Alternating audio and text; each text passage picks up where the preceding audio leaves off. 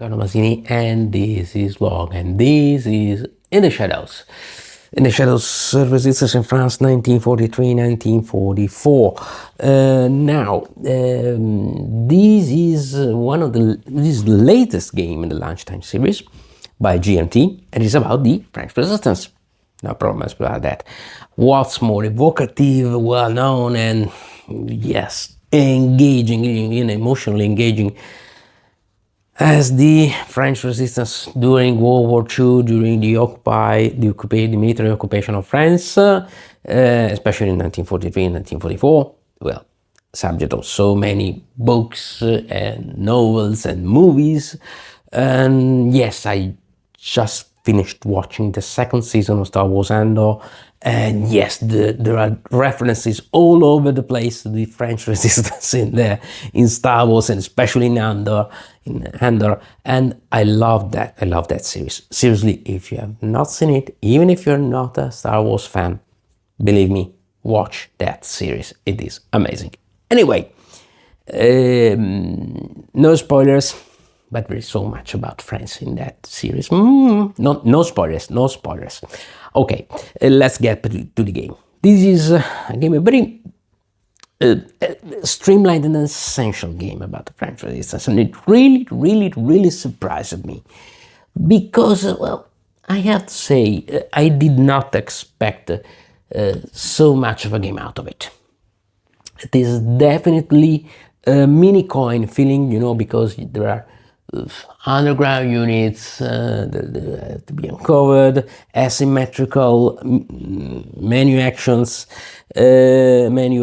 of actions. There is also a roundup. It is not the classic coin diagram, all right, but it is quite similar,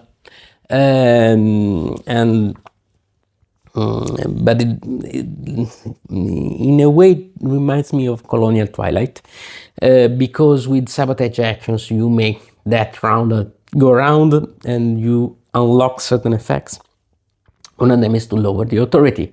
The object of the resistance is to lower the authority of the Germans in France, so that the victory conditions with every step are harder to meet for the German player.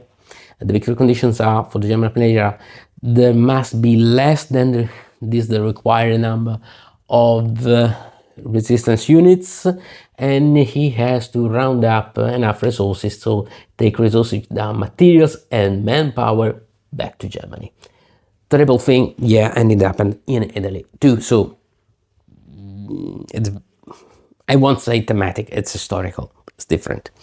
This is the tracked occupation resources, but the more you tighten your grip, the more systems will slip through your fingers. Yes, it's Star Wars all over the place. The more occupation resources the German runs up, the more people join the resistance. These are the resistance units, and they come here. Yellow units are Maquis units that are more military-oriented partisans, and red units are resistance cells that make sabotages, etc.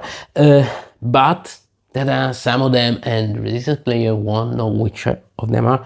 They are collaborators, double agents. And they're revealed. When they're revealed, everything is more difficult for the resistance player in that area. France is divided in districts, and making all actions in one district means losing less action points, needing less action points.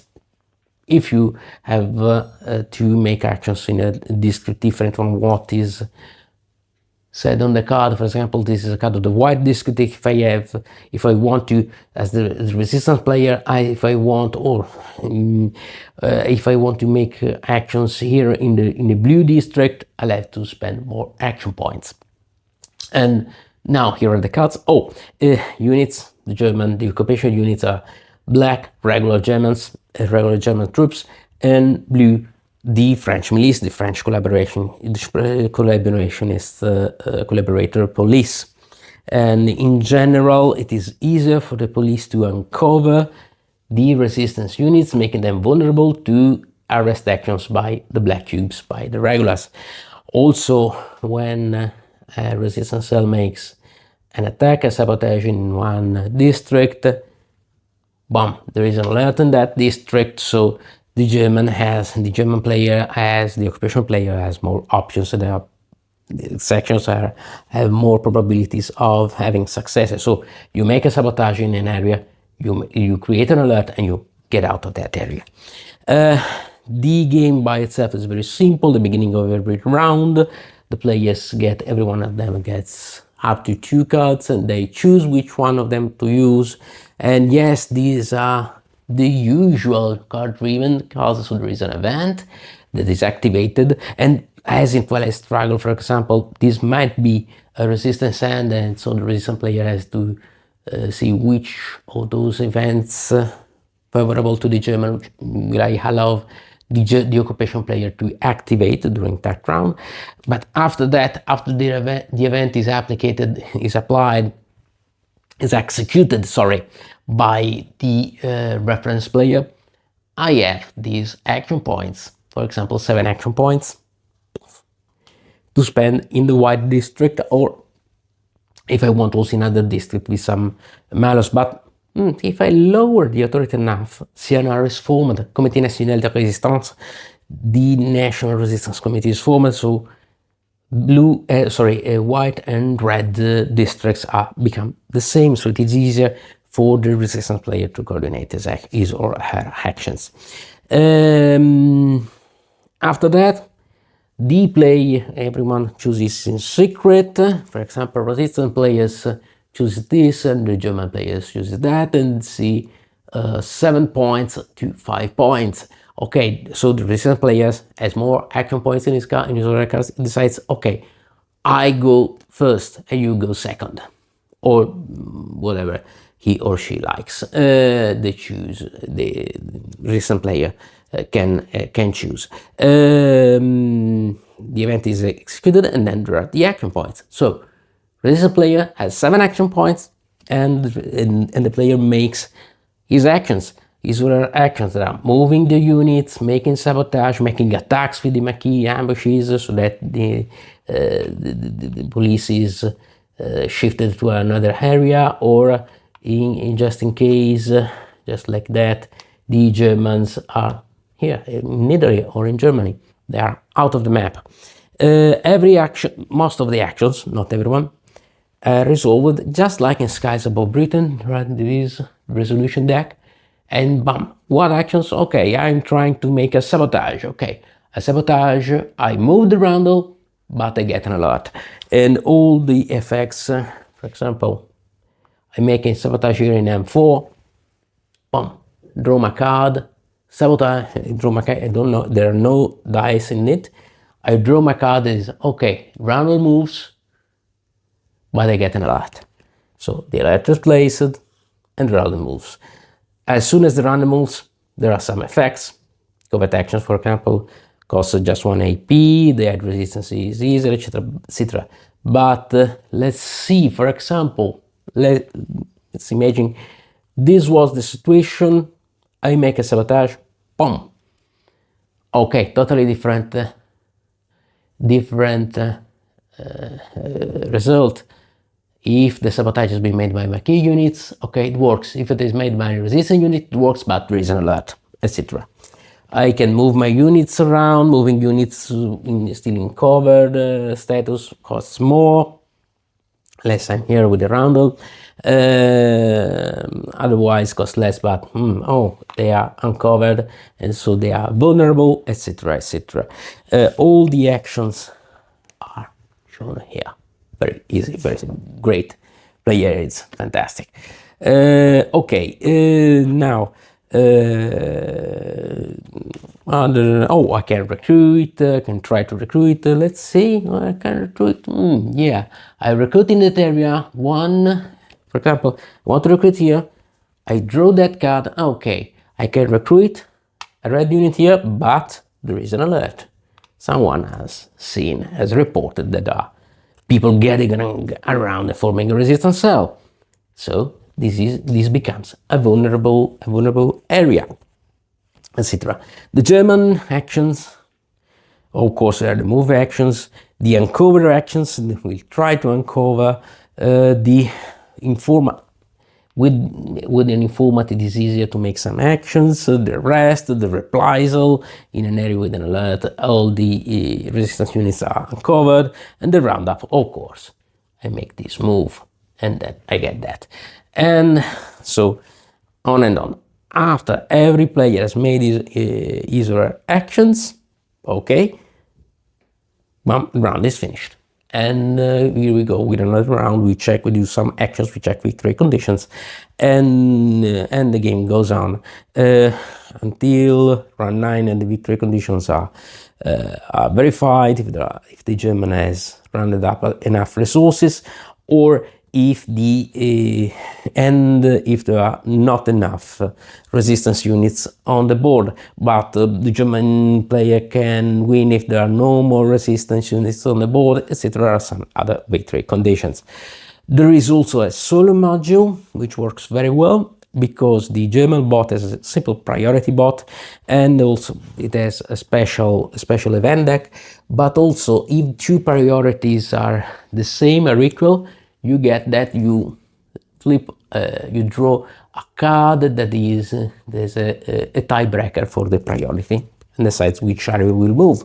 But another great thing is that the resistant player, you are the resistant player in the solitaire version, has to choose one of those 4 personalities, and everyone will have every single personality at the beginning of the game. So there are 4 different sets of special abilities. Special ability is unlocked, but there is also secondary victory conditions to satisfy to win the game. They're very different. Someone that have to just make sabotages, other that have to eliminate enemy units through ambushes, and other eliminate collaborators, and so on and so on. So it is very different, it's very diversified, very interesting. Also, the German bot has more, there is no more this resource stuff, is much more limited, but you are essentially playing against the game. So, did I like the game? Yes, as you may have understood, yes, I really liked it. It's very easy, very fast, 1 hour maximum. It has that mini coin feeling. It has quite a bonsai games feeling, like the games by Yasushi Nakaguro, like 300 Dirt and Water or Port Arthur. And I really like how compact this game is, how dense it is with historical detail. Also, you have all the rulebooks can be downloaded from the GMT website. Also, these quite big, quite interesting historical notes for every card. It's very nice. It really gives you that asymmetrical, insurrectional feeling, fragmented, multi-dimensional. You have so many tracks, so many stuff to manage to control, but it is so easy. There are a limited set of actions, but every single choice really matters.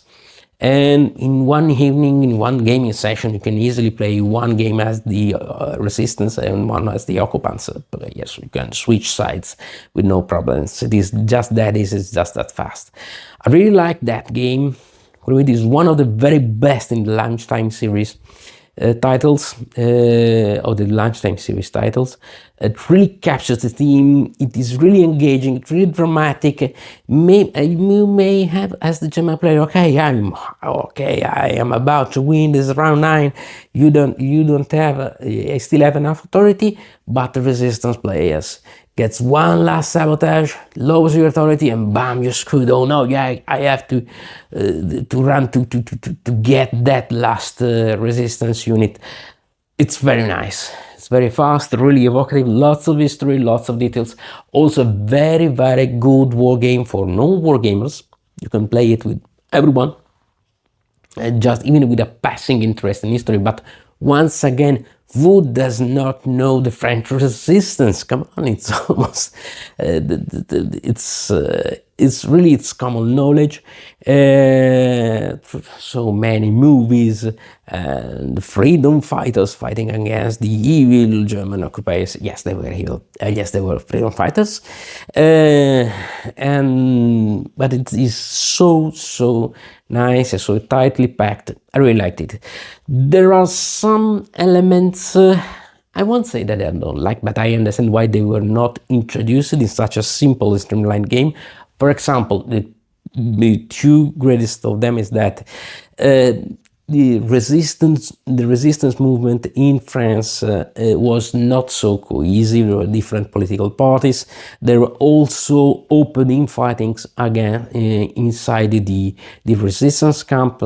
This is not present. Maybe there is a card or two, and there is the fact of this fact of the districts, but it is not so easy as it was. It's not so relevant as it was in the actual history. It is a bit too much unified resistance movement. And the second thing is that the outside conflict is very static.